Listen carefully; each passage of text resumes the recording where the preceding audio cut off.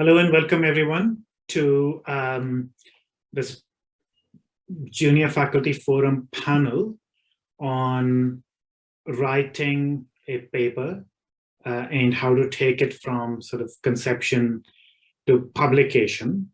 It's good to see that we have a lot of people here. If you're new to the JFF and this is the first time you're attending our forum, you're very welcome. We usually discuss a work in progress draft piece. If you are not speaking, it'll be very useful if you could keep your voice on silent. It's lovely to see your photos, so feel free to put your cameras on if you want to, if you're comfortable with it. But please keep the audio off. So this is not. Today we're not going to discuss a paper. Today we are going to talk about academic writing more generally. And I have a fantastic team of panelists with me who are going to give you their own takes on how they approach writing. We have two of our advisors, Dinesha Samararatne and Swati Jhaveri, and Rehan Abeyratne is joining us from Hong Kong. My name is Tarunabh Khaitan. So before I start, I should also mention that I can see a lot of familiar names here of people who are joining the South Asian Public Law Workshop that will be organized at Oxford next year. It is, I believe, the fourth iteration of something along these lines that Swati and I have been involved in, and then Dinesha and Rehan more recently. And thank you for all our authors who are joining us. That is not a JFF enterprise. It is, in this iteration, a joint project of Oxford, Melbourne, and CUHK, but it is a project where we invite first abstracts and then half papers from scholars from South Asia and select them on the basis of quality. And then the authors are invited to a common place where we workshop them in person over 2 days or so. So look out for the next iteration if you have missed the previous ones, and hopefully we'll see some of you in the next iteration, maybe sometime in 2024, if the world hasn't ended by then. But with that background, I will start the proceedings today. So today we are just going to discuss writing style more in more abstract terms rather than learning by doing it and criticizing a paper. And I'm going to kick off just by a quick reminder of something that we revisit in many of our workshops, which are the factors that go into making a good paper. This is obviously subjective, and I'm sure other panelists will engage with it. But anyway, for what they are worth, here it is. The first thing that a good academic piece must attend to carefully is to identify clearly, precisely, define its research question. One journal article, 10,000 words, can usually only answer one question. You know, one of the biggest problems with early career scholars is that you want to write everything clever you've thought about until now in the very first paper. There will be time later. So focus on one precise question. And usually I encourage people not to make it a normative paper, at least not early on. But anyway, that's more a preference issue. The second thing a good paper has to have is a good structure. It must be geared towards readability, making it easily accessible to the reader. So being kind to the reader in organizing your paper such that the question is clear, your hypothesis is very clearly stated in the very first or second paragraph. Why we should care about that question is stated early on. It identifies the gap in the literature that you're seeking to fill. The actual body of the paper makes a coherent argument. The paper follows through on what it promises to do. These are all issues of structure, lots of signposting. So help a tired but clever reader. The third thing is good analytic skills. So the rigor of argument, analytic tenacity, and patience, not rushing through arguments, but thinking about possible objections, being cautious and precise in your claims, not overclaiming, and not sort of sweeping claims. Engaging with the opposition is extremely important. You can't, and engaging with the opposition, not as, sort of straw man, but using their strongest possible argument. Modifying your own position if need be. That's all analytic skills. The fourth is knowledge. Do you know the literature? Do you know the relevant literature? Do you know how to tell what is relevant and what is not? And sometimes, applying the wrong knowledge. So we get a lot of papers as editor of the Indian Law Review, get a lot of papers which take an Indian problem, apply an American debate and American framing almost directly to a South Asian problem without any context, thinking about relevance, etc. So, that is just applying irrelevant or bad knowledge, or at least knowledge which needs justification and defense, and it's entirely derivative. And that's probably not a good way to start writing and thinking about scholarship. Fifth is originality. Are you actually filling a gap in the literature? Are you offering something new? And finally, I think style, clarity, short sentences, direct voice, minimal use of jargon, all the things that just make communication simple, not using any decorative, difficult words, not too many commas, preference for full stops, things like that. Anyway, so with that introduction, things that we often emphasize in various JFF forums, I'll invite the first panelist, Swati Jhaveri, to share with us how she goes about writing a paper. Thanks, Tarun.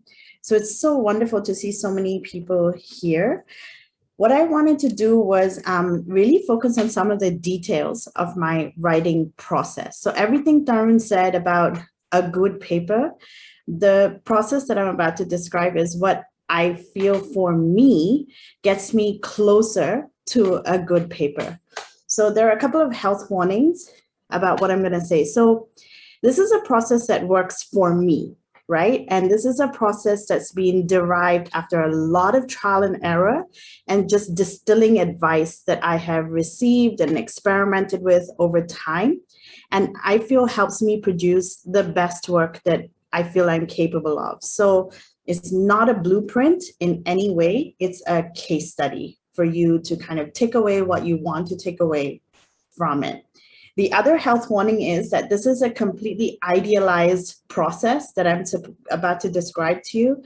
I think I managed to follow it perhaps a fraction of the time, but I like to just have awareness of what my idea of best practice is for myself, so that when a paper doesn't quite turn out and it's just stagnating and stuck in my inbox, not really getting published anywhere, I can troubleshoot where I've gone wrong in my own process and can intervene and fix it, right? So please don't assume that all my writing goes in this direction. It's an idealized best practice. Now, the third thing is, the way I've come up with this is by diagnosing my own problems as a writer. So what is it that I particularly struggle with? And then that's what's helped me design this writing process for myself. So part of designing your writing process is going to be figuring out and soul searching what is it that you struggle with. So everyone says writer's block, but that's just a very big phrase to cover a lot of ills. So for me, I have 4 big problems with writing. The first is I'm constantly in doubt about whether or not I'm actually asking a valid research question, or am I just stating the obvious and something that someone has said 100 times before me. So I'm constantly in doubt about my research question. That's one kind of problem that I have. The second problem that I have is that I get stuck in the literature review as a result of that. So I'm constantly trying to make sure that I'm asking a unique and important research question. So I try and exhaust my literature review and I bottleneck into that. So again, when I describe my writing process, you'll see how I try and make sure I don't get stuck in the literature review. The third problem is perfectionism in writing. So everything Tarun said about clarity of writing, I feel like I get stuck in a paragraph and a sentence for a whole day and just don't move past it. And then I've kind of lost a week in a particular section of a paper, and I'm just losing time and again getting kind of into that state where you've just been with a paper for too long and it's no longer working for you. So that's my third problem. The fourth problem is what you'll find is that your research agenda is made up of a combination of your own initiated work and responding to invitations that you get. So the fourth problem I have is, how do I keep alive my own independent research and not get carried away into a current of invitations? So those are my 4 problems, and my writing process is designed to help me steer away from those problems. So I'll kind of go through like a step-by-step, again, idealized best practice scenario of what a great, well worked out process looks like. Again, remember, I only do this a fraction of the time. So the first thing is, I really consciously manage my pool of ideas. I really think carefully about idea generation and research question generation. So I have with me a journal that I carry everywhere that I go. And with I take it to conferences, workshops, seminars. I'm going to have it with me tonight because as Rehan, Dinesha, Tarun, and all of you are asking your question and answers, I'm sure I'm going to get prompted to think of something that I want to write about. And I just fill it with ideas and research questions that I think of, just so that I have like a healthy creative energy that's being kept alive and not just going to get carried away by someone asking me to research something and I deviating from that. So I just for me, keeping this journal is just so important for having a lot of starter fuel for my own research agenda.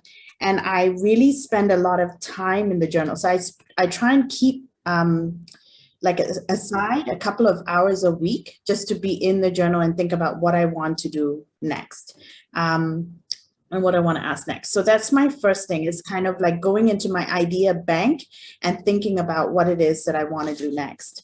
The second step in the process is, at some point I kind of decide, okay, this is the research question I'm most interested in, and I start to crystallize my idea.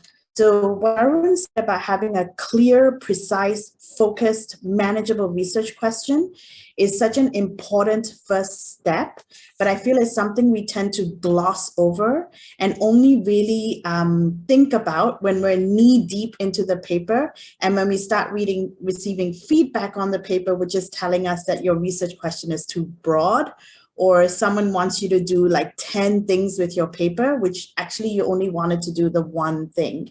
So I spend a lot of time in this second stage just really crystallizing my research question and what my thesis is going to be. And what I do at this stage is I actually go to a friend. I go to someone who's within my kind of circle of people I'm always in contact with. And I say, this is my research question, this is my thesis. And I just have a free flow conversation with them. And at that stage, I crystallize what my research question is going to be. Of course, you be flexible and you refine it, but you need to have a really focused, manageable question to start with. At this stage, I'm also having an eye out for where I want to send my paper. So everyone, like, it's not a cynical thing to do at this stage, to think about where you want to publish your paper. You know, because sometimes what happens is, you know, when we're writing a paper, we kind of get carried away and you might end up with a 20-something thousand word paper. But actually, the true venue of that paper might be a journal that's only accepting papers that are 10 to 12,000 words in limit. So you really need to have a sense of where you're going to go with this paper and really think about that at this very, or for me at least, I need to think about that at this very early stage in the process. So I actually start to do a lot of research into 3 to 5 journals that could be possible homes for this paper. I read around those journals. I see what kinds of things they've been interested in, what kinds of things they've been publishing, what the papers look like when they're published, just so I have a sense of the style, depth, breadth, clarity that they're looking for, and I can start to have an end goal in sight of where I want my paper to go. So that's the second step. The third step is I actually just start writing. So I haven't done any literature review at this stage. I just start writing. So for me, this is what I call my blind writing stage. I actually just sit down and I just do a free flow write-up of what I think my paper is going to look like, or the direction in which it's going to go. And I normally end up with something that's about 3 or 4 pages long, but I need to get this writing out because remember, my pathology is getting stuck in the literature review. So before I even do any literature review, I want to get some words onto paper so that I don't get stuck in the jungle of material that's just out there. And the other thing is, I like what Tarun was saying about derivative work. I feel most confident when I've got this blind writing done because I know it's my own creative output that's on paper. It cannot be derivative because I haven't done any other literature review. The worst case scenario is that it will be wrong, or someone has already said it, but at least I know that it was my creative output in that first instance. And the other thing that it really helps with is it helps boost your morale because, you've got at least 3 to 4 pages of writing out there. So you've got something, you've got words on paper, which is liquid gold for us academics to have words on paper, right? So at least when you click the file open, it's not just a blank page staring at you. You've got 3 to 4 pages of something, and it will be terrible, terrible content. It will just be like hearing your own voice on audio. That will be what you will read. It's just something you don't want to do, but it's at least words on paper. So that's the third thing that I do. And as part of that exercise is, in addition to that blind writing of 3 to 4 pages, I actually then have a really detailed map of my article. So I'll have a title, I'll have the section headings, I'll even have subsection headings, because at the end of this, what I end up with is 3 to 4 pages of writing and my architecture for my article. So I have like a blueprint of what my article is going to look like. And it starts to give me a sense of confidence that I'm heading somewhere. Only then do I go start my literature review. Now, the reason I feel I can push my literature review down the road is because I've been writing for a good number of years. So I feel like I have a thick connection with some foundational literature already. So I know when I'm writing, I have some literature that's kind of in my consciousness that I've already been engaging with in that blind writing. So that's the only reason I feel like I can push my literature review down the road. But if you're not that confident about whether or not you're connected to the literature in your space, then you might want to push it up earlier, but that's your discretion. Now, because I have that struggle with just getting stuck in the literature review, I am artificially quantitative in limiting myself with the literature review. So I can even kind of give you numbers of how much I quantify what I do with my literature review. So I impose a quantitative and a temporal limit on myself. So say I'm writing a paper, a doctrinal paper, I will restrict myself to say 10 articles, 10 cases, and I'll give myself, say, 3 to 4 weeks to read that. And then that's it. No more reading, Swati, you're done. You need to go back to the writing stage of your paper. And then what I'm doing is, because I've already got my structure of my paper out there, while I'm reading, I'm also populating my article at the same time, because I just can't get stuck in that literature review. It terrifies me. So that's the 5th step. The 6th step is I put aside all my material and I go to just an exclusive writing period. And this is where I consolidate all my ideas and my content, But what I'm especially focusing on is my writing, the actual writing.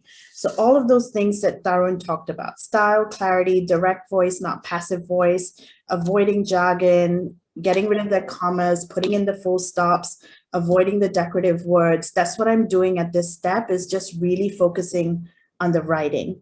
Now, again, because of the perfectionism problem I have to impose a time limit on myself. So I have a threshold. This first draft, because at the end of this step, I need to get to my first draft. And it's what I call my family and friends draft. So I get it to the threshold where I could send it to like Tarun, Rehan, or Dinesha, who you guys are, by the way, the family and friends threshold. But at the same time, I think if by accident it ended up on my academic idol's desk, would I be mortified? And if I am, then it's not ready as a first draft yet. But if my family and friends are okay and I won't be horrifically mortified by an academic idol reading it, then it's good to go, and it has to go. And I typically try and get to this, depending on the complexity of the article and how much pressure I'm under to have output. It can be anywhere from 6 to 9 months from the original like idea stage, which is already on the long side, but I am a perfectionist. I have problems with getting stuff up. But 6 to 9 months is my sort of upper limit.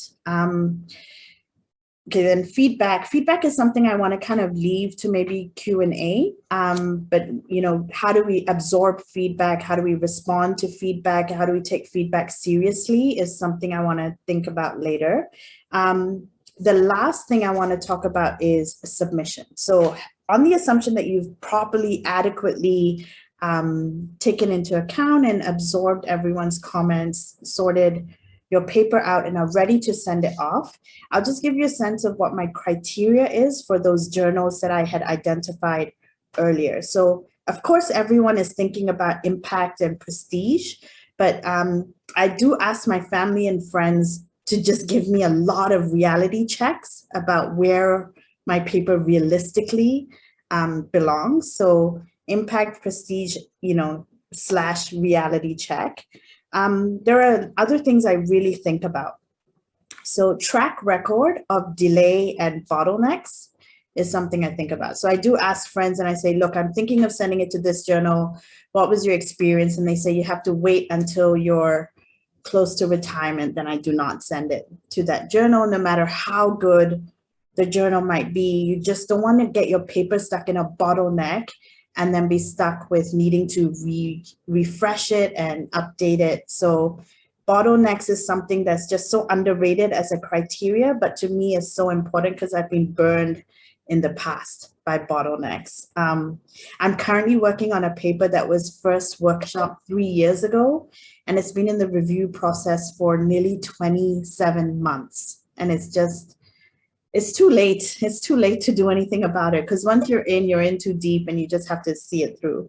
The other thing I think about with journals is, do they have first view available? So even if your journal isn't in print yet in a journal, is that journal going to put it up on their website? And connected to that is, will it be open access? I think open access is something I've been thinking about a lot. The last thing just to mention about journal choices, and then I'll hand over to Rehan and Dinesha, is fit. So I think I've also had problems in the past where, for example, I've seen Asian law in the journal header or in the title of the journal, and I've sent in something that's on Asian law, but received a desk reject on that piece. And it's because I just didn't look at the previous issues of the journal sufficiently to realize that they just don't publish in public law. That's just not what their interest is. They tend to be more of a private law journal. So I think fit is something to think a lot about before you surrender your article to the time gods of journal review process. Think about fit, because the last thing you want is you've sent something off and then 6 months down the road, you get a desk reject because it doesn't fit with the journal and you've lost 6 months of the whole process. So that's just a really general overview of what my process is. It's idealized, but yeah, happy to take questions on it. Thanks very much, Swati. We will save the questions until every panelist has spoken. And just to highlight, a couple of things from what Swati has said. Perfectionism is a disease, and so Swati is clearly dealing with it. Sloppiness is also a disease, right? So it's finding that right median in between that is the priority. Workshopping a paper is extremely important. I try not to send anything to a journal without workshopping it at least 5 times, ideally 10 times. But an unworkshopped paper is not worth sending anyway. Is the view I take on it. But anyway, next. Thanks, Tarun. Let me also add my welcome to everyone who's here to JFF. It's very encouraging to see such big numbers today. So that's very promising really for scholarship on this region and also in this region. So some of the points that I wanted to speak to have been very clearly explained by Swati. So I'm not going to go into too much detail about the process that I follow when I write a paper. I just name the stages that I think I follow at the moment, and then add some other details which will build on what Swati has already presented on. So if I were to reflect on how I go from having an idea about a paper and seeing it up to publication, I see 7 stages in it. So I think there are a lot of similarities between what Swati said and what I'm about to say. So the first stage is the brainstorming stage, where sort of it's a combination of what I read, what I see in the real world, and then what I am passionate about. So that's my brainstorming stage. And so Swati has her journal for ideas. Over the last 2 years, I've ended up having a mountain of notebooks. So I have a parent notebook in which is like my scrapbook, where sort of I write stuff. But if I'm going into detail on a specific aspect, I open a section in one of my notebooks and I keep that section going. So now I work with about 10 different notebooks and run them parallelly. And when I finish a project, I tear it out and keep it aside for a few years. I'm a bit of a hoarder. I still have my student assignments in my desk writing at my writing desk. So that's the brainstorming stage. The second is the formation stage, and that's that maps on to what Swati said about identifying the main question, the main argument. And here I just want to also point to the need to pay attention to the theoretical dimension. You may not be writing a theoretical paper, but every piece of academic work engages with theory. And this is something that I'm still learning about. So I just want to flag the fact that we need to pay attention to the theoretical dimension of our work. The third stage is the writing. And there, as Swati said, even I start with a summary, the big picture, and then we'll break it down. But by the time I'm done, that original summary that I came up with would have changed significantly. And I find that I go through at least 5 versions of a paper, if not more. And that's very hard. There are times when I feel like my head is hurting, but I've also found that those are the stages which have been very most productive intellectually for me. And I have to endorse what both Tarun and Swati said about sharing your work and workshopping it. If you are fortunate enough to have generous colleagues who will read your work and comment on it honestly, nothing could be more important for your work, because this is real. Though we may write by ourselves, but really developing a paper for publication is not an individual effort. It really is something that comes out of a community. The fourth is revision, 5th submission, 6th publication. I won't talk about those. Swati has spoken about it already. There's also the post-publication. And this is something, if I may say this, I think I've learned a lot by watching how Tarun sort of sees his publication through. So if you are passionate about what you've written, you also want to find out what others have to say about what you published.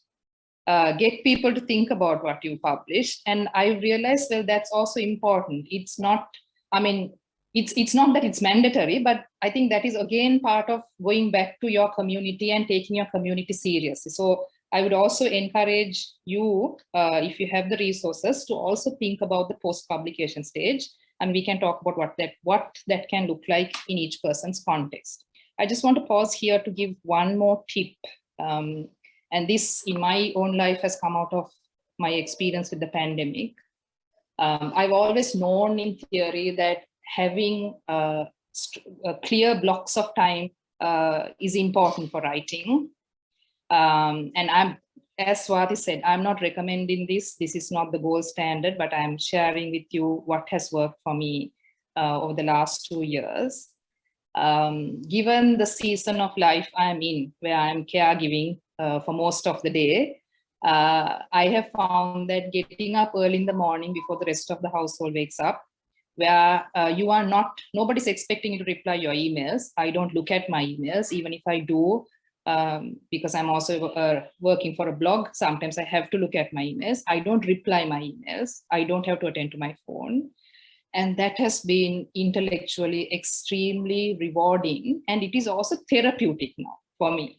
So I, in fact, look forward to that time. And on the days when I don't have that and I start work without that time, I miss it. But I've also now realized, working in a South Asian context where academics are also expected to be administrators, and institutions don't necessarily always support you to do your research in the way that one would like to do it. This might be a good way of prioritizing your research when you are writing a paper, because you've given whatever it is that the time is that your brain works best, you've given that time to your research. I want to stop here again to mention one more thing, that writing a paper requires obviously time, but it requires energy in addition to focus. And that energy is not just intellectual, it's emotional, and it's also physical. And I think it's important for us to remember that. And in thinking about your physical and emotional energy, which is obviously connected to your intellectual energy, thinking about your well-being is important. Thinking about the fact that you also must lead your life is important. We are not just writers. We are writers some of the time, but we are other things for most of the time. I'm only sharing this because when I look back on my life, there have been times when I felt very frustrated and stressed because I haven't been able to write in the way I wanted to write. And I feel like that was because I was immature in not understanding that I was not just a writer. I was many other things. And I think the sooner we reconcile ourselves with that, the better. And the other thing that I want to add on to what Swati said about steering your own agenda in your writing and not being reactive to the invitations that you get, is to suggest that you have a working plan for the year. And that, again, I have found it helpful. If you're in a full-time academic job in a South Asian context, again, you're juggling multiple things. And teaching can be something that consumes much of your time very quickly, teaching and administrative work. So if you have, for instance, a spreadsheet where you've mapped out all the different areas of work, and start naming and labeling and quantifying what you do under each of those areas, it might help you. And then if you keep, say you want to write 3 things in a particular period of time, you keep coming back to it and you realize, well, you can actually only write 1 piece in that year. Then you have to move those 2 and you can move it to the next year. So when you come to your next planning for your next year, you've already planned 2 things that you want to do for that next year. So having a running sheet would help.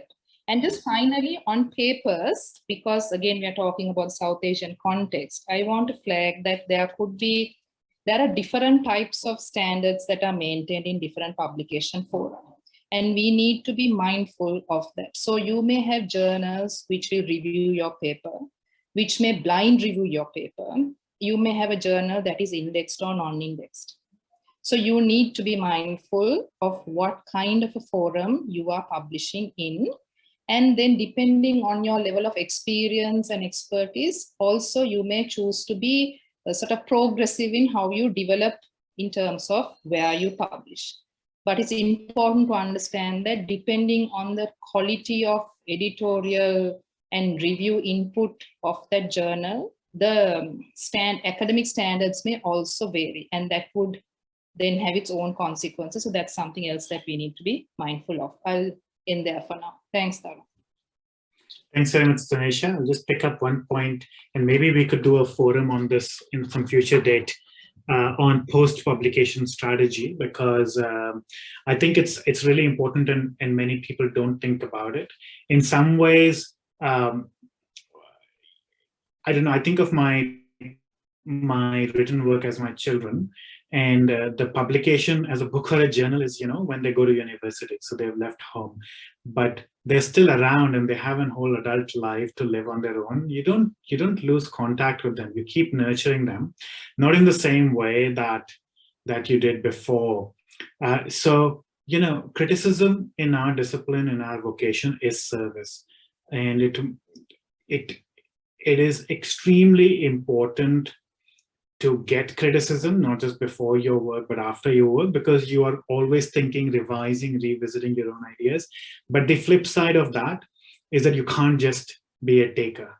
You have to be a giver, right? And I find that I have been very lucky in having very generous people who are always willing to engage with my work. But I also make it a point to give it forward. And it is self-reinforcing, that because I try not to say no to criticizing somebody else's work, I find a more willing audience to engage with mine as well, right? So if in your context, and if you're based in South Asia, then this is often going to be the case. You don't have a community of scholars, you have to create one. You have to create a community of scholars that is willing to give and to receive. Rehan. Great, thank you, Tarun. Yeah, thank you all for being here. This is a great turnout for a session on writing. We thank the JFF organizers for putting this together and for inviting me. Forgive me, I've had a cold for the last week, and it's 10:40 at night, so my voice is a little hoarse, and I can't speak any louder than this. So forgive me if you can't hear me. I learned a lot listening to Dinesha and Swati. I don't have a ton to add. Perhaps I'll just sort of mention a couple of things that I do slightly differently and reiterate things that I think are important. I'll start first with the two caveats that Swati gave. First, this is personal to me. And second, with the time constraints that all of us are under, this is an idealized process and not one that certainly I always follow. The first is about the formation of ideas. And one thing that I have seen in my own kind of progression as an academic is that the kind of busier I've become as I've become more entrenched. So, your teaching load goes up, your administrative load goes up, the amount of invitations you get to do things go up. I find that what has really suffered is my ability to do new reading. I'm doing rereading for courses. I'm reading things that I need to do that I need to read to write my existing projects. But I actually find that most of my new ideas come from new reading. And if I'm not doing new reading, I'm not getting new ideas. And so one of the things I've tried to do, again, not always successfully, is to try to set aside some time, both to read new primary materials, right? So new cases that are coming out in areas that I'm interested in, which will occasionally kind of spur an idea for a more doctrinal sort of piece, and to read new secondary material. And not just articles. I'm trying to make an effort now to also read more books, which, is a big undertaking, but if you don't do it, then there's sort of, changes that happen in your field that you've kind of missed. And it's difficult, I find, to kind of go back and catch up. So if you can set aside some time for new reading, I would really recommend that, because that's something that I find is helpful for generating new ideas. And I find I really don't have ideas unless I'm reading. The second thing I'll say, and this is to reiterate something Swati said, is sort of once I have the germ of an idea and I formulated a rough thesis, I really find it helpful to verbally talk through it with a trusted friend or colleague. There's something about that verbal exchange that helps sharpen, hey, so is this what you're saying? No, you're not saying this, or you're saying this. Like it really clarifies exactly what you're saying and what you're not saying. And if you talk to the right people, it also helps you contextualize it within the relevant literature. Because they will have a slightly different idea of the literature than you will, and that's helpful. So I would definitely suggest that. One thing I do maybe a little bit differently is that I really like to outline before I write. I like to have very detailed outlines in which I not only have section headings, but I have like nutshell arguments for each subsection. And I like to, if I'm really good, I like to have my quotes and sources in there as well. And I find that the more I'm able to do that, the less writer's block I have when it comes to the first draft. Because I'm like, hey, at least I have this content. Okay, it needs to be put better. Okay, it needs to be like, needs to flow and it needs to be cogent. But at least there's some content here that I can work with. And so I find if I have time to outline in detail, that can help. Because at least for me, I'm not as judgmental with myself when I'm outlining. It's like, well, I just need to get content on a page. And then once that content's there, once that content is there, I can then move on. A couple of final things, and this is for, maybe if there are students here or very junior folks, I didn't realize until I kind of got into academia, the vast difference between a conference and a workshop. You're really unlikely to get substantive feedback at a conference. You're unlikely to have anyone even read the paper. You may have a couple of people who show up who are interested, but they're going to ask you the most generic questions, which don't really help you. And so I think it's useful to think of conferences largely as networking events and think of workshops as a place to really refine your paper and get feedback. So the distinction is really a big one. And I think that's something I didn't fully appreciate, when I first started. Last couple of things, in terms of writing itself, I really admire people who can, write in 2-hour chunks or, wherever they are. I'm someone who needs a few days in a row.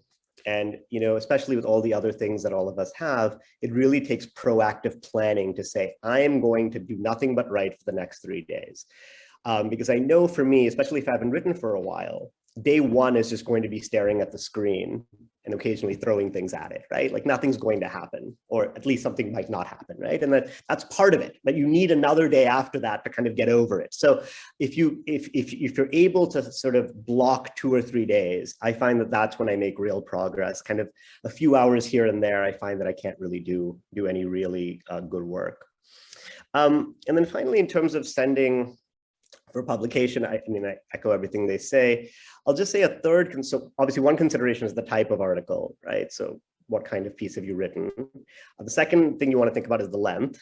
So, if it is a really long piece, it's going to go to a US law review. There's no other place that's going to publish a 30,000 word piece. Now, what Swati says is true. It might not need to be a 30,000 word piece, but sometimes it does, right? And so that's that. But there's a third consideration, and this is something I know that newer universities definitely impress upon their faculty, and it was impressed upon me when I was at Jindal and to some degree here at CUHK, which is there are certain journals that your institution will prefer you to publish in.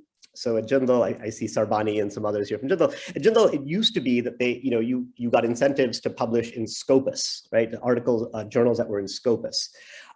Here we have our own internal ranking, and I'm not sure how much it matters, but that is something to keep in mind. I mean, I don't think it should be a primary consideration, obviously, but at the end of the day, we are in a career advancement is important.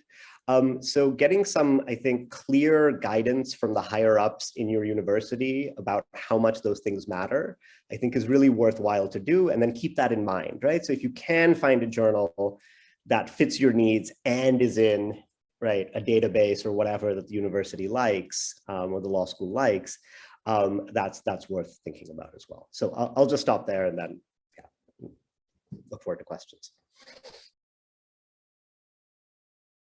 Thanks very much, Rehan. I'm going to add just a few more things because most things have been said, and then we'll take Q&A. So I think writing, Dinesha said, is emotional labor. I think it's really important to remember that. For me, if it doesn't motivate me, I don't do it. Strategic career advancement is never a sufficient reason to do something as painful as writing. I don't mean a sufficient sort of reason in terms of whether you should do it or not, but a sufficient reason that will keep you motivated through a writing process for a 10,000 word article. At least my temperament is that unless I'm excited about it, I find it really hard to keep going. If I know the answer to the question I'm asking before I've begun the project, it's not worth doing. I, as a scholar, am not an activist, and my commitment is to truth. If I am so convinced about the truth of an argument before I've put pen to paper, that's not research. That's something else, and it might have a place in politics and journalism. This is obviously a very controversial view in the academy, but I doubt that it should have a place in the academy. Unless you are willing to revise your views based on what you read, what you hear, to amend them. Of course, we all have some idea of where we want to get to. Right? So this is not that you start with a blank slate, but I do think very strongly that research must mean falsifiability. And if it's not falsifiable, then it's ideology, not scholarship. The third important thing, and this is something Swati said about how to say no to requests, especially after you have done a bit of writing and earned a brand, it becomes really important because the requests start really piling up. If you have done it already, maybe think 3 times on 3 different days before saying yes. And often the requests are, can you redo that chapter of your book? Can you write this encyclopedia entry based on your previous work? I've done a fair bit of that. Early on, unstrategically, because they are presented as low-hanging fruits and you think, well, it'll take only so much time. It never takes only so much time. It's always a long commitment. But also, what's the point? This goes back to if you know the answer, don't do it. Right? Unless there's a good strategic reason that this new modified or republication will reach a new and different and strategic audience, I wouldn't do it. Adding to your number of publications by publishing the same thing 25 times is just bad scholarship, and I think it comes with an opportunity cost in terms of your time. Then, in terms of which journal, again, I'm not going to be apologetic like Swati and Rehan. They're much nicer and politer people than I am. I'm just going to state my views and you can take it or leave it. But I do have strong views about which journals. I don't think you should be publishing. Once you stop being a student, you shouldn't be publishing in student-run edited journals.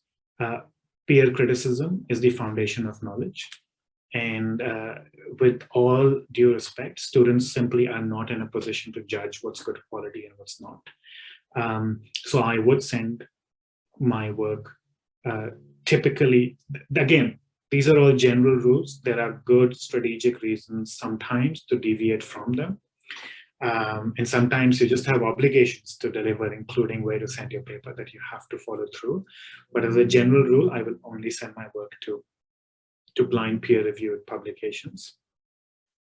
And I find that to be quite important also to support those journals which are squeezed out by a US student law review dominated market, which also works like a cartel in only looking at and referencing each other's publications.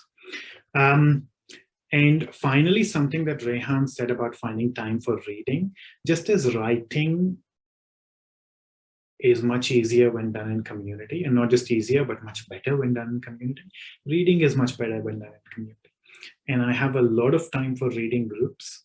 I think anything I've read in a reading group has stuck, and I've seen sides to that piece in ways that has never happened when I've done it alone. So I really think that that having a community of scholars and not believing that, I am a genius lone ranger will take us a long way. Anyway, so I think you've heard enough from us, and we all, I'm not going to talk about my style. We all have very different styles. I don't work like any of the three here. I think I'm less disciplined and a lot more random, and I do find it easy to write for half an hour and then do something else because my brain is quite scatty, and I quite like doing multiple things. But I think the gist of hearing 4 different ways to write is that you have to know yourself. You have to figure out what is your temperament. Of course, this is not inflexible. I use this software called Scrivener for writing. I'll just put the link in the chat box in a moment. I find it hugely helpful to write. But see what works for you, and once you have figured things out, then stick to it. And getting good intellectual academic friends who will give you robust but kind feedback is extremely important. Okay, so now the floor is open for Q&A. You can raise your hands or post in the chat box. I already have one question in the chat, which, because it was sent to me privately, I'm just going to read it out anonymously. Which is that the question of work-life balance. And I'm going to collect a few questions and then throw it to the panel. Maybe we might squeeze in 2 rounds. We'll finish at 2:30. No, not 2:30. 3:30. That's UK time. Sorry, my brain can't translate what is the time right now at your place, but about 40 minutes from now. So the first question is about work-life balance in the academy, especially for female scholars who not only have to deal with patriarchal assumptions and sexism at the workplace, but also pressures of personal life, including caregiving duties, which disproportionately fall on women, and how can one navigate that? I will especially invite Swati and Dinesha to perhaps respond to that. The second question that has been sent to me is about paywalled journals, and how do we think about them in the academy? I can say something about that as an editor of one of those journals. Let's hear from Gagan. Your question, please. You're muted, Gagan. Yeah. So about the journals, I think someone told that you need to check. Gagan, I'm sorry to interrupt. Your internet quality is really poor. I don't think I can hear you. Would you mind typing your question out? Sure. I'll type my question. Thank you. Animesh. Yes. Hi, Prof. Are you? I have a question for you, Prof. How do we balance between a descriptive study and a normative study? Because whenever I have conversation with you, you keep on saying that you always advise young scholars to initially go for descriptive studies and not bank on normative one. I had a workshop 2 months back where one of the professors, he was like, he was saying that I usually tell my students to go for normative studies, and then I was a bit confused. So this is a question that how do we balance in your initial days when some journals are looking for normative works, and when we really want to go for a descriptive one to build our works? So how do we balance that? That's one for you. And another one for you, Prof, that's what do we need to focus on while we are writing our draft papers? Because there is a huge gap between the draft paper and the final one. Because the last one that I am participating is like You have a proposal, and then you have a draft, and then you have a final one. So there is a gap between the proposal and the draft, and then there is a final. What is expected from young scholars like us to mention in the draft paper? If we can have a precise and a specific points on that. And one for Swati. Swati, you were talking about research questions. How do you suggest, or what are the things that you will suggest us to look forward while we are figuring out our research questions? This is again for us who are young scholars. We struggle at times to understand the research questions. Sometimes we move around and we cannot beat the bull. We beat the bush around and we cannot find what exactly we need to do. We have a problem, but then we cannot just pinpoint the research question. What are your suggestions? What are the steps that we should be following while we are trying to identify our research questions? That's all. Thank you, Animesh. So let's take that first round of questions.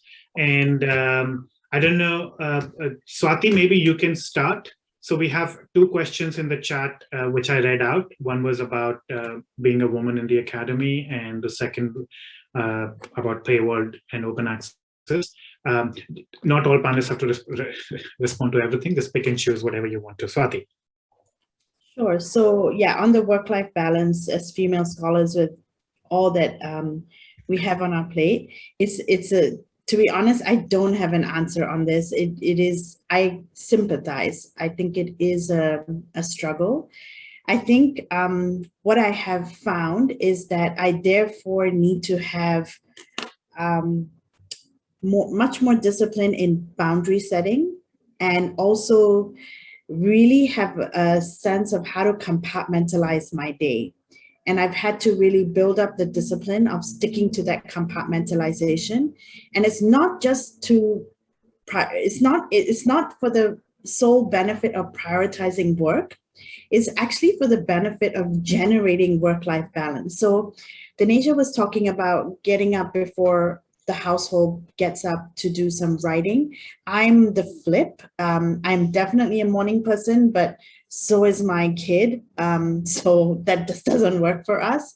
So I have to be a night person, right? So unfortunately, the work-life balance problems just exist. There is a lot of structural systemic work that needs to be done outside of us for there to be true advancement to that. So I can only say that I sympathize. What has helped me a lot is having friends like Dinesha, who really can understand the struggles that you're having and doesn't therefore let you beat yourself up about the struggles that you're having. I think that's been really important. I'll just pick up on Animesh's question, then I'll hand back to the other panelists. The research question. So Animesh, you know, Rehan talked about having an outline of the paper. So actually, that's a really good tool for deciding whether your research question is too big or too little. Because when you're designing the outline of your paper, so like, remember I said I do the blind writing. At that blind writing, I'm also doing an outline of my paper. When looking at the outline, I look at how am I going to do this in 10 to 12,000 words, I then realize I've got my research question wrong and I need to go back and revisit my research question. If it looks like I just can't think of what sections to have and I'm really like scraping the barrel to add a section, my research question is far too small. And maybe what I've got in my hand is a case note rather than a full-fledged article. So I think for me, research question and outline are good. They're in a good symbiotic relationship with each other to help you decide. And then the second thing was what I mentioned about just having someone you can verbally talk to. And Rehan was absolutely right. That verbal communication really helps to crystallize your research question as well, based on the feedback you get. Yeah. Thanks very much, Swati. I'll take a couple of questions that Animesh directed to me, and then we'll hear from Dinesha and Rehan as well. So actually, the second question on chat was about open sourced versus peer-reviewed journals. So there are certain things that, like the work-life balance, are structural issues that individuals can do very little about. As the editor of the Indian Law Review, I can tell you about the huge struggles we have to go through on accessibility. And we have actually one of the better publishers in the publishing market, which has a much lower price for the South Asian market, which allows 50 free articles to be accessed by scholars from the global South and things like that. But it is a challenge, and we are not at a stage where, so there's a choice to be made between, if obviously if you publish open access, you reach a much wider audience, right? But if you publish in a low quality journal, it has a smaller reach, and it signals, that is the reality of academic life, right? That journals that are harder to get into also signal better quality. So these are all strategic choices that you have to make. Almost all journals today, including the Indian Law Review, permit, and we even encourage our authors to do what is called green open access, which is when we send us an acceptance email to authors, we actually tell them in the email, please put up a pre-proof draft on SSR and academia or whatever, right? So the only reason you will need the published version is for citation. But reading the paper should be freely accessible. And I hope that, a lot of our authors are doing it already. But I'm surprised how, despite our nudge, many authors choose not to do it. And once that changes, at least accessibility for reading purposes will be there. It's not enough, but it's some distance. But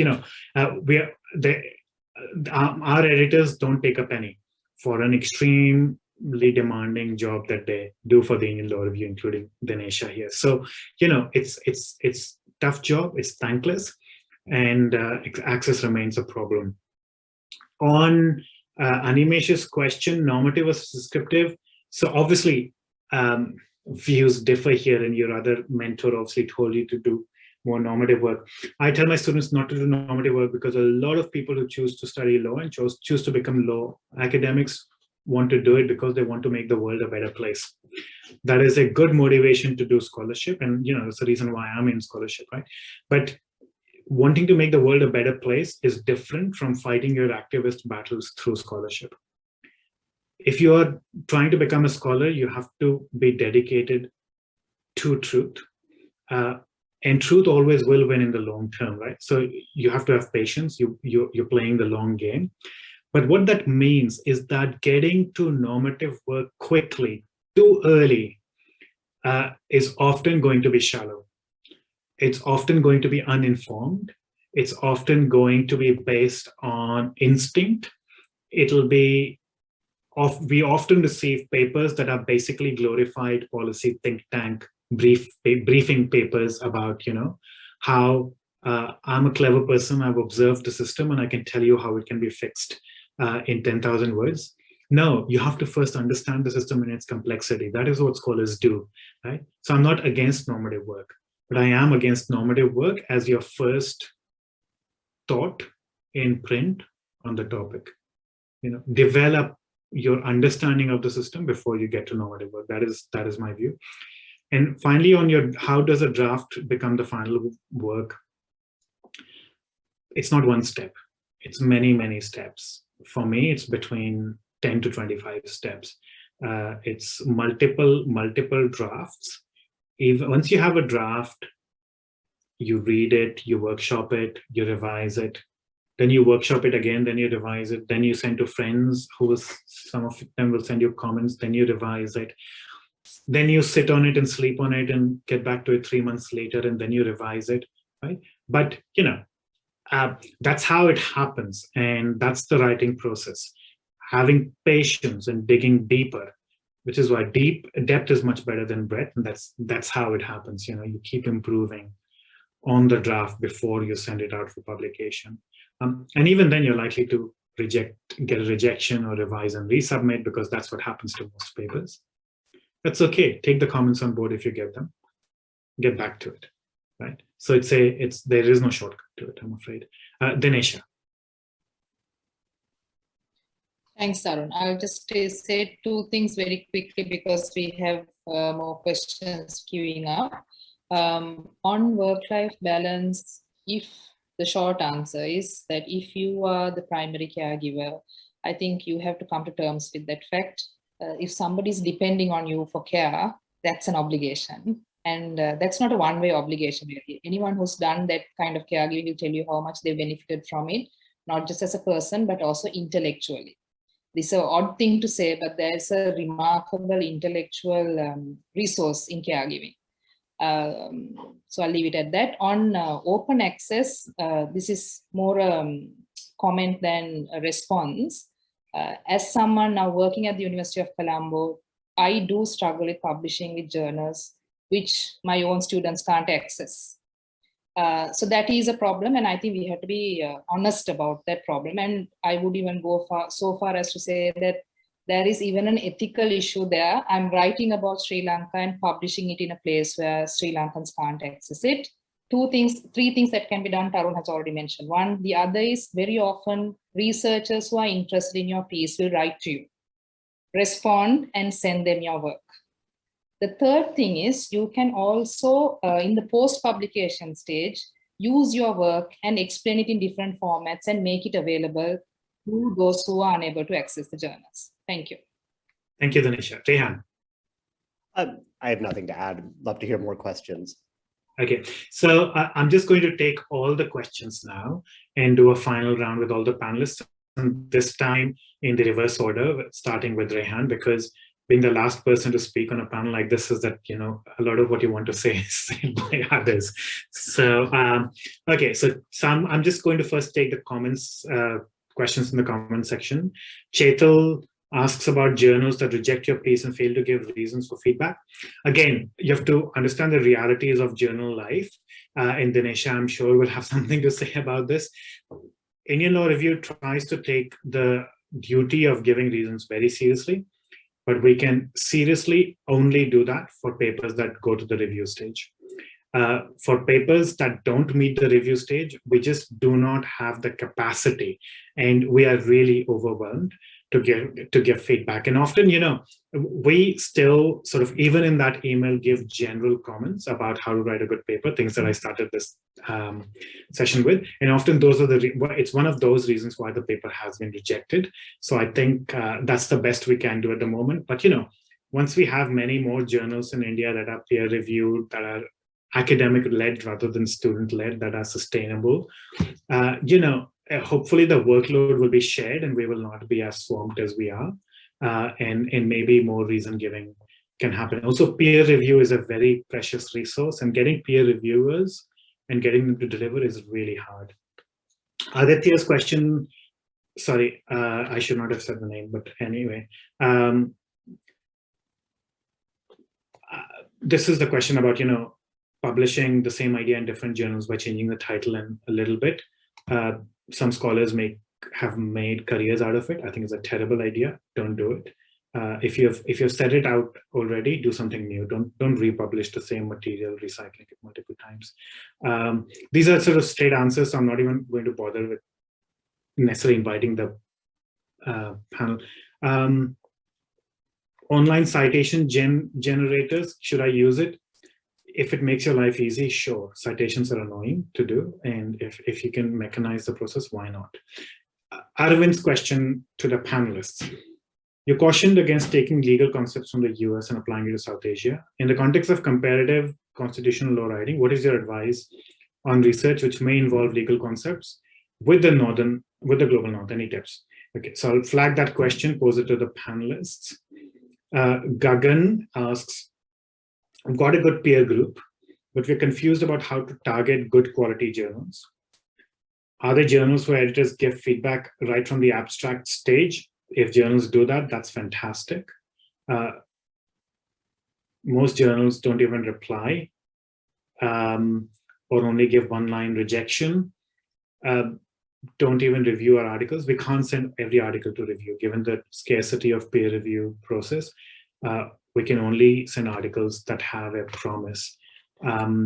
But, you know, I can't speak about the practice of other journals, but maybe the panelists can decide if they want to reply to Gagan's question anymore. Then I have Aisha, work-life balance and care duties. Okay, sorry. The question is, working on a lesser known jurisdiction, when we are expected to give a lot of socio-legal information to provide context, which then submerges the argument I'm trying to make. It's difficult given the word limit. And I would really appreciate how to address this. I think that's a good question, and let's leave it to the panel. A related question is working on Eurocentric theories for the Global South setting. We have the challenge on application, which then involves a deeper engagement with socio-legal context, making me really question that we can only engage in Global South constitutionalism through ethnographic research or more socio-legal heavy research. So can we do doctrinal, theoretical, analytic work in the Global South without making it entirely derivative? Shahbaz, it's the final red question, which is it better to assist a scholar to start with outside my university as a student? Because there's no robust academic environment at the law school. So if you're a student and you want to become a scholar later, what should you do at this stage? So those are the questions from the chat, and I will invite our final three questioners, Imran first, to make their questions pithy and short. I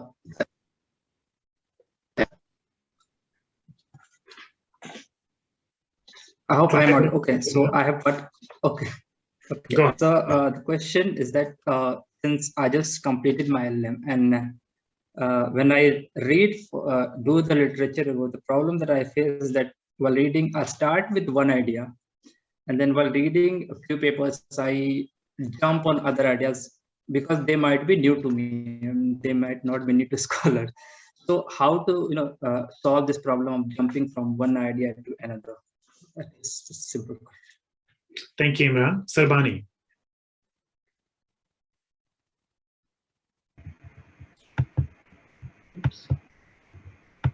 Hi. Sorry. Video. Yeah. Oh, no. We can hear you all right, sir. So go ahead. Okay. All right. Thank you. So just a small question, or maybe the problem that I face most is a point which has been kind of reiterated by all the panelists, which is saying something which is new, like what is the research question that you want to focus on, which will allow some new thinking to emerge in that area. So when you're doing that, what do you actually focus on? I mean, are you trying to respond to people who have already written in that area? Are you trying to find an under-researched area? Are you trying to do interdisciplinary work? Are you trying to do comparative work? So, what are the factors that you should keep in mind when you want to focus on originality and saying something? Thanks, Sarbani. And Jay, final question. Thank you so much for putting this on. 2 quick questions. As a student, you all mentioned that the importance of workshopping. Now, as a student, it's difficult to workshop 4 or 5 times. Would you still say there's any value in just workshopping with your other student peers?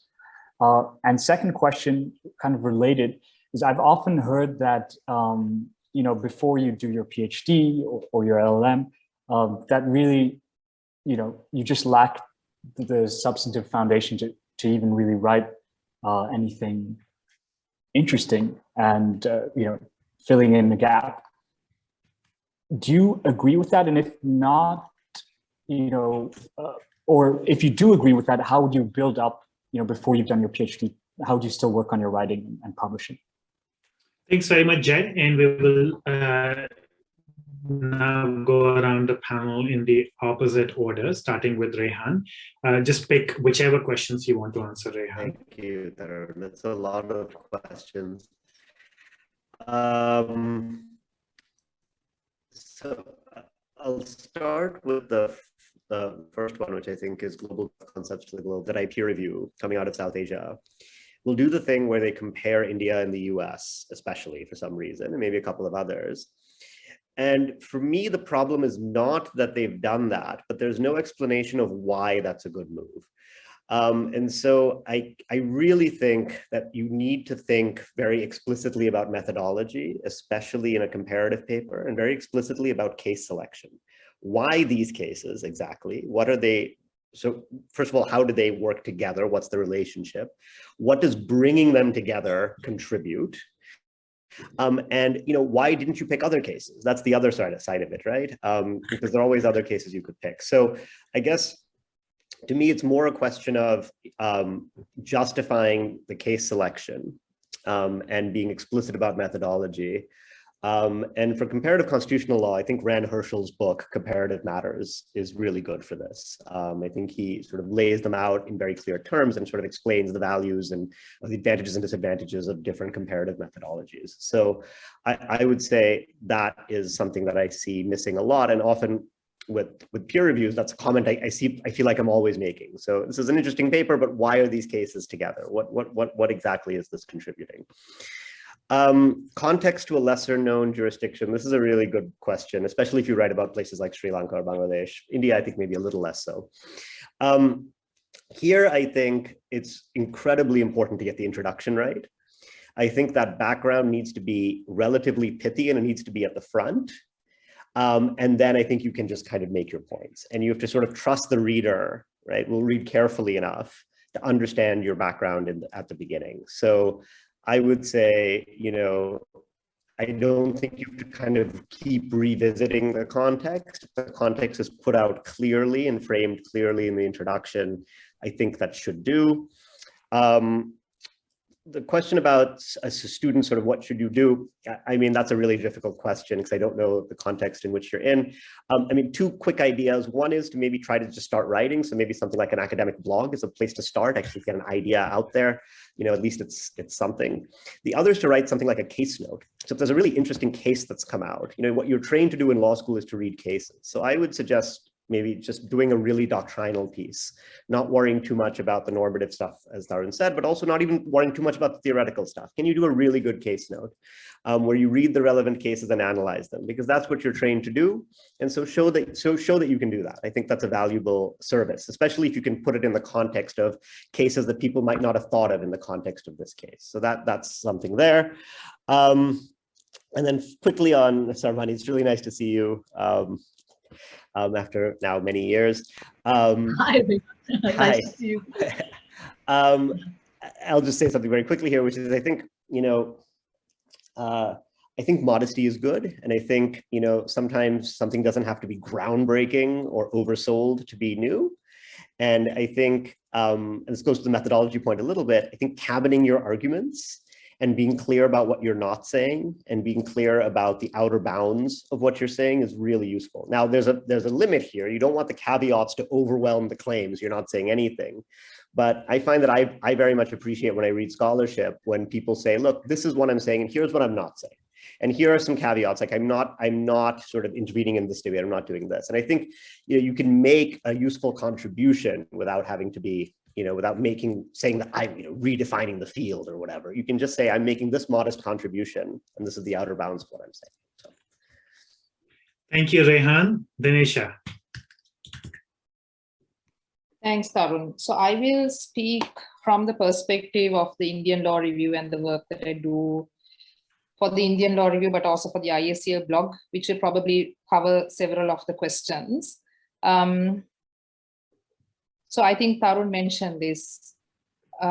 Ideally, we are academics because we want to be academics, and we write because we want to engage with a certain problem or a question. And as in both my editorial roles, when that is not stable, you can sense it. So that is important for us to understand that the focus comes not out of what you put on the paper, but what precedes in terms of our own intellectual journey and our choice in getting into this vocation. When desk reviewing an article, we look to identify the problem that the author is trying to respond to. We look to check if they have engaged with the literature. As Rehan said, the methodology and the rigor in the analysis. So if you get a rejection from a journal and they do not give you feedback, even if it's a desk reject, my advice would be to write back and explain that you're looking for feedback so that you can improve, and see if they would respond with some detail. I can tell you that the editorial team at the Indian Law Review tries very hard to give feedback because we are mindful that the authors have put in a lot of effort when sending an article. So maybe you can write back and ask for feedback. And if that still fails, then you need to find at least one generous colleague who will read your article honestly and give you that feedback. If you're jumping from one idea to another in settling on your research question, that's a good sign that you need to come back to the drawing board. So someone told me this, a colleague told me this once. She said, a good writer needs to have the clay that they can work with. So two different metaphors here. But if we are struggling with our research question, that means we don't really have the clay. You need to have the clay if you're going to make a sculpture. I'll leave it at that. Thank you, Dinesha. Swati? Yeah, I just want to say one thing on Jay's question about workshopping with peers, and it kind of ties to the question of what if a journal doesn't give you feedback. In addition to everything Dinesha has said, if you're not getting a lot of feedback from a journal, you sometimes might want to ask yourself whether you have workshopped it enough, if you've gotten enough feedback before you sent it off for publication. So Jay, your idea of, can I just sit around with peers and workshop my paper? I think that's actually a very good starting point for doing that. And I have done this very early on. And even as a student, we just sat down and we got into the practice of presenting papers, giving and getting feedback. And we kind of grew together from that experience. But I do strongly recommend really questioning whether you've gotten enough feedback before you sent it off in answer the other questions. Just one, your question about context. I think I want to really endorse what Rehan said. So for some of the jurisdictions I'm working on, which are lesser known when sent off to journals, I've actually now really honed a contextual set of paragraphs that I can really parachute into a piece. And they are really condensed and thick, but clear about what I want to communicate. And then like Rehan said, you just have to trust the reader to extract what you've really worked on in terms of context. And then I think on the comparative questions, I think we need to have like a separate panel on this, because I think it's not only like what Rehan was addressing about your comparators. Can I compare India, US? Have I methodologically thought about it enough? But the whole question of how does the Global South do the ground up work without needing to turn to the US theory? So I think that really is a very big question.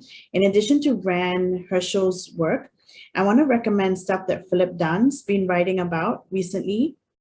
He's talked, and I think Aisha, you would have been at his book talk, right? So I think like some of the things he says and some of the suggestions he has about how to do the ground up, outward, like Global South contributing original work without needing to reference everywhere else, I think is he's got some good strategies to think about. Yeah, thanks, Tarun. Thanks very much, Swati. I'll just add a few things or maybe reiterate some of the responses. So Gagan, just very strongly endorsing Swati's hunch that often, at least at the Indian Law Review, almost every desk reject, which is the paper on which we don't give feedback or don't give individualized feedback, is a paper that has not been workshopped before it was submitted to us. So chances are that if you respect the editor's time by not submitting a piece that is not ready, it's more likely that the editors will also give you feedback. Often, what can you say to a piece? I'm not saying this about your work, right? But what can you say to a piece that has simply not engaged with the literature, right? Because any feedback you give will be so basic that it'll be bordering on rudeness, which is why we say this is not individualized, but we give a generic list of feedback, so it's almost always papers that have been submitted to us without workshopping. I think that, as a rule, 5 times is the minimum number of times one should workshop a paper before submitting it anywhere. It is just respectful to editors who are colleagues after all. And this is sort of related to Jai's question about students.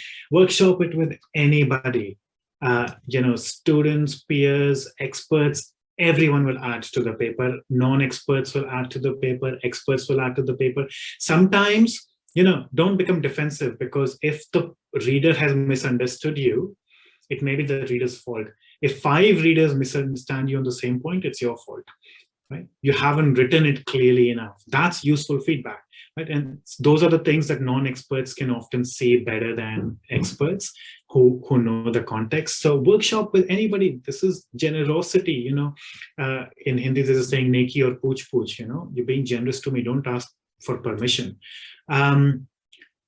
Context for lesser known jurisdictions, Aisha, I'll just add to what Swati and Rehan have already said, which is that in that dense paragraph, use footnotes liberally. And this is the only case where I would probably advise you to use footnotes liberally to point to the interested reader to the literature on the topic, right? So you don't have to do the work, you incorporate it by reference to others. On comparative work with the global north, only want to ask, why with the US? So I'm re-emphasizing Rehan's point. Is it because you went to grad school in the US and the only literature you know, apart from Indian or Sri Lankan or Bangladeshi literature, is American literature? That does not make a good comparator. And that is not a good reason to compare with the US. And in fact, for an extremely pathological jurisdiction that the United States is, it has an outsized influence on global scholarship in every discipline, including the law. And it has really pernicious effects for the influence it has, for the model, the comparator. It has just automatically becomes for every paper. Unless you justify it and tell me why it is appropriate comparator, chances are that a journal like the Indian Law Review will reject that paper, or at least ask for a revise and resubmit. Aisha, your question about ethnographic work. So I am actually going to push back hard against it. I really strongly, this is also again endorsing Rehan's thought. I don't know if you're trained in anthropology or not, but don't do sociolegal research if you don't have training in sociology or politics or economics. And by training, I mean not 1 month of attending a course, right? It's robust disciplinary training. There is so much bad scholarship that happens. And ethnography is extremely popular with lawyers, may I just say this, because it's seen as a low-hanging fruit. Because it's seen as, oh, ethnography method, I don't need to learn quantitative method, I don't need to learn regression analysis, I don't need to learn interview process, anybody can do it. To be done properly, it should not be the case that anybody can do it. And if anybody can do it, it's probably not a discipline worth imbibing. So know your limits, know your disciplinary limits. And in either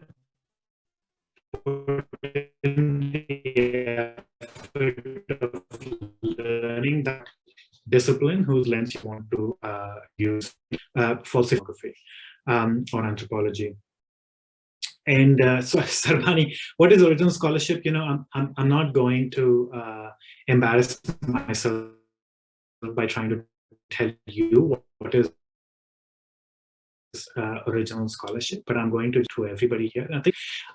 I think originality is often mistaken for some groundbreaking idea that's never been heard before. And this is the point about modesty as well, I think that Rehan mentioned. Its originality is not about breadth of novelty.